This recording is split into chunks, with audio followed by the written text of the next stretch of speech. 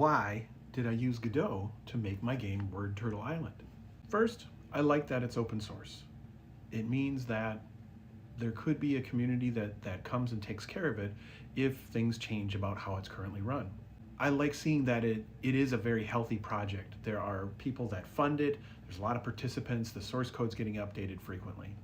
I really needed a system that is multi-platform. I want to go to mobile, to game consoles, to PCs and Mac and all that, and Godot does that very well, with some mild caveats as far as the consoles, but there's a path.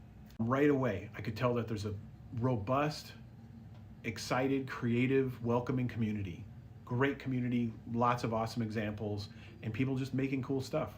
I felt it was very learnable and I could do useful things right away. It was definitely new and confusing, mysterious in some ways, but it was rewarding right away when I dug into it and explored the examples and then added stuff to it. I found that it was fun to use, which is really important. If you're going to be using something to make a game, especially if it's going to take you a number of years, you're going to want that to not be too arduous.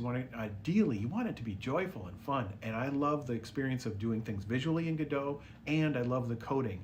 GDScript is very much my cup of tea because it reminds me of Python. When Godot updated to version 4, they didn't just throw out the old version. They sort of kept that support going, and that is really kind and thoughtful and diligent, I think, on their part.